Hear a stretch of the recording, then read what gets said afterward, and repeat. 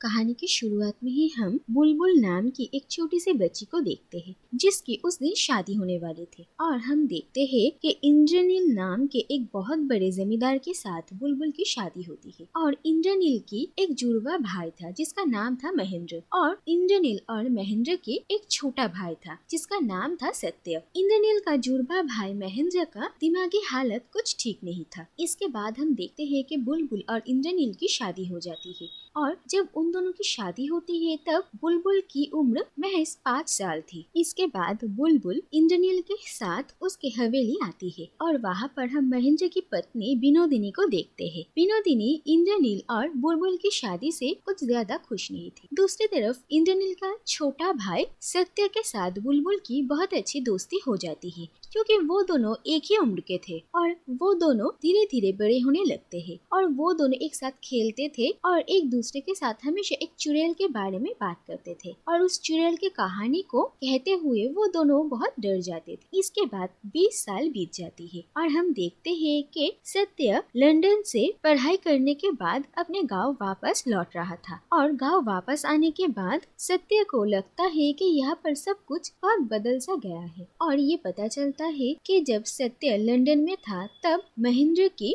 मौत हो गई थी। और महेंद्र की मौत बहुत ही अजीब तरीके से हुई थी। और गांव में ये कहावत है कि एक चुड़ैल ने महेंद्र के ऊपर हमला किया था और उसी ने महेंद्र की जान ली थी। दूसरी तरफ इंद्रनील गांव छोड़कर कहीं और जाकर रह रहे थे और इंद्रनील के ना होने की वजह से बुलबुल अब जमींदारी की सारी जिम्मेदारियां निभा रहे थे। दूसरी तरफ विनोदिनी विधवा होने के बाद एक आश्रम में जाकर रह रहे थे। और सत्य अपने घर लौटकर देखता है कि बुलबुल काफी बदल चुकी है। और सत्य के साथ सुदीप नाम के गांव के एक डॉक्टर की मुलाकात होती है। जब सत्य लंदन गया था तब सुदीप इस गांव में नहीं रहता था और सुदीप हर रोज बुलबुल के पैरों के चेकअप करने के लिए आते थे। बुलबुल के पैरों में कुछ हुआ था लेकिन क्या हुआ था इसके बारे में कोई बात नहीं होती। और सुदीप और बुलबुल को एक साथ देखकर सत्य को थोड़ा शक होता है उन दोनों के रिश्ते को लेकर। इसके बाद सत्य बुलबुल को थोड़ा शक की नजर से देखता है। दूसरी तरफ हम देखते हैं कि सत्य विनोदिनी को घर वापस लेकर आता है और विनोदिनी बुलबुल को बिल्कुल भी पसंद नहीं करती थी। और घर वापस आने के बाद वो बुलबुल को ताना मारने की भी कोशिश करती है। इसी दौरान गांव में एक चुड़ैल की अफवाह बहुत फैलने लगती है। इसके बाद ये देखा जाता है कि एक आदमी शिकार पर जाता है और जंगल में बहुत ही भयंकर तरीके से उसकी मौत होती है और सबको लगता है कि चुड़ैल ने ही इस आदमी को मारा है। लेकिन दूसरी तरफ सत्य को सुदीप पर शक होता है क्योंकि उसने सुदीप के बारे में छानबीन की थी और उसे पता लगता है कि सुदीप के इस गांव में आने के बाद से ही गांव में ऐसे अजीब तरीके से लोगों की मौत हो रही है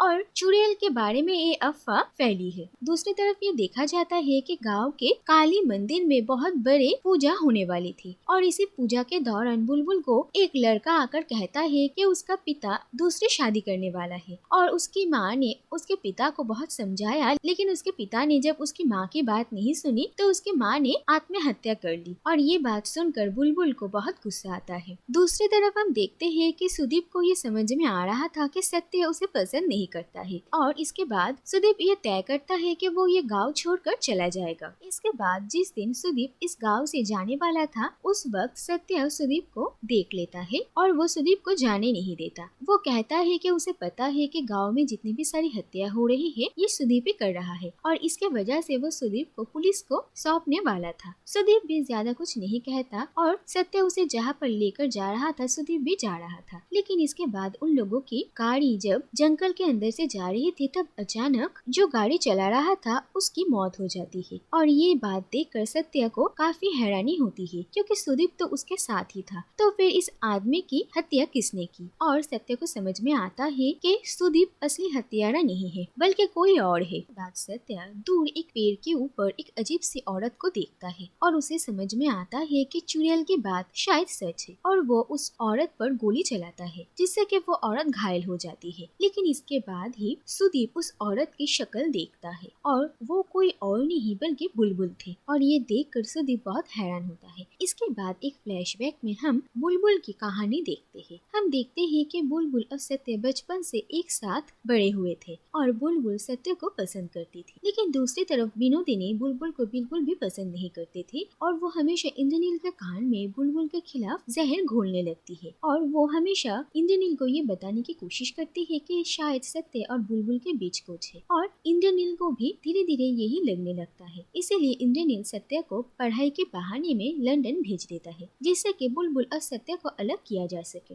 और सत्य के ऐसे चले जाने के बाद बुलबुल काफी दुखी हो जाती है, और सत्य जाने से पहले बुलबुल को एक मैन्युस्क्रिप्ट देकर जाता है। दरअसल सत्य और बुलबुल एक साथ मिलकर एक कहानी लिख रहे थे, और ये मैन्युस्क्रिप्ट देखकर बुलबुल को दुख और गुस्सा एक साथ आता है, और वो उसे फाड़ कर जला देती है। दूसरी तरफ हम देखते हैं कि विनोदिनी के साथ इंद्रनील का एक रिश्ता है, और विनोदिनी इंद्रनील को बुलबुल के खिलाफ भड़काती है। इसके बाद इंद्रनील जब बुलबुल के कमरे में जाता है तो वो उस मैन्युस्क्रिप्ट के ही आधे अधूरे फटे हुए पन्ने देखता है, जो देखकर उसे ये यकीन हो जाता है कि बुलबुल सत्य से प्यार करती है। और ये बात जानकर इंद्रनील को बहुत गुस्सा आता है, और वो बुलबुल को बहुत मारता है, और मार मार के उसके पैरों को जख्मी कर देता है। इसके बाद हम देखते हैं कि बुलबुल की हालत बहुत खराब थी, और तभी सुदीप इस गांव में नया नया आया था, और वो बुलबुल की ट्रीटमेंट करने के लिए आता है। सुदीप को शक होता है कि किसी के पैरों में ऐसे जख्म कैसे लग सकते हैं, और वो जब पूछता है तो विनोदिनी कहती है कि बुलबुल सीढ़ियों से गिर गई थी, लेकिन इस बात पर सुदीप यकीन नहीं कर। और इसके बाद हम देखते हैं कि इंद्रनील गांव छोड़कर चले जाते हैं। फिर हम देखते हैं कि बुलबुल अब खतरे से बाहर थी, और वो जब रिकवर हो रही थी, एक दिन रात को महेंद्र बुलबुल के कमरे में आता है। महेंद्र हमेशा ही बुलबुल के आमने सामने बहुत अजीब बर्ताव करता था, और ये देखा जाता है कि बुलबुल की ऐसी हालत में महेंद्र उसके साथ जबरदस्ती करता है, और हम देखते हैं कि दम घुटने की वजह से बुलबुल की मौत हो जाती है। और फिर महेंद्र डर के वहाँ से अपने कमरे में चला जाता है, और विनोदिनी को समझ में आता है कि आखिर क्या हुआ। दूसरी तरफ हम देखते हैं कि बुलबुल मरी हुई अपने बिस्तर पर ही पड़ी थी, लेकिन फिर हम उनके गाँव के मंदिर में काली माँ को देखते हैं, और काली माँ के आशीर्वाद से बुलबुल के अंदर कुछ सुपरनैचुरल पावर्स आ जाते हैं, जिसकी वजह से बुलबुल फिर से जिंदा हो जाती है। और वापस जिंदा होने के बाद बुलबुल पहले जैसी नहीं रहती, उसके अंदर बहुत बदलाव आती है, और धीरे धीरे बुलबुल ठीक होने लगती है, और सुदीप उसका ध्यान रखता था, और धीरे धीरे सुदीप और बुलबुल अच्छे दोस्त बन जाते हैं। और फिर ठीक होने के बाद बुलबुल सबसे पहले महेंद्र को मारती है, और महेंद्र की मौत इतनी भयानक थी और इतनी अजीब थी कि सबको लगता है कि ये किसी चुड़ैल का काम है। फिर हम देखते हैं कि गांव में जब भी किसी औरत के साथ कोई मर्द अत्याचार करता है तो बुलबुल उन सब को सजा देने के लिए मारती थी, और इतने दिनों तक ऐसे ही चल रहा था।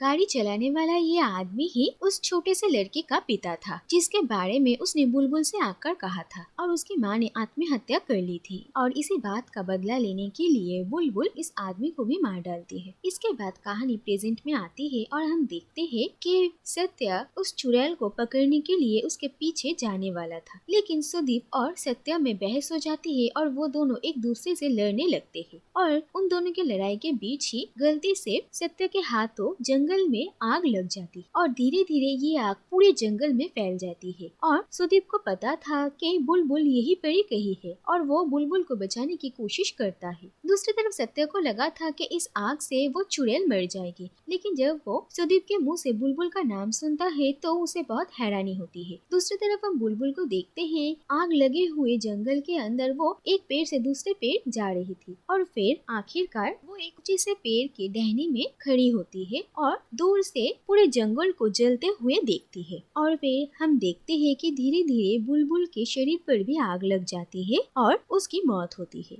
इसके बाद हम देखते हैं कि 1 साल बीत चुके हैं, और इंद्रनील अपने गांव वापस आता है, और सत्य गांव छोड़कर चला गया है, और वो इंद्रनील को एक चिट्ठी लिखता है। वो कहता है कि बुलबुल के साथ जो कुछ भी हुआ था वो जानने के बाद वो इस गांव में अब नहीं रुक सकता है, और अगर वो यहाँ पर रुकेगा तो वो भी अपने बड़े भाइयों की तरह ही बन जाएगा। इसके बाद हम देखते हैं कि रात को किसी आवाज से इंद्रनील की नींद खुल जाती है, और हम देखते हैं कि धीरे धीरे इंद्रनील के सामने एक मूर्ति बनती है, और ये कोई और नहीं बल्कि बुलबुल थी, जो कि अब इंद्रनील से उसके साथ हुए अन्याय का बदला लेने के लिए आई है। बुलबुल को अचानक अपने सामने ऐसे देखकर इंद्रनील बहुत डर जाते हैं, और इसी के साथ ये कहानी यहीं पर ही खत्म हो जाती है।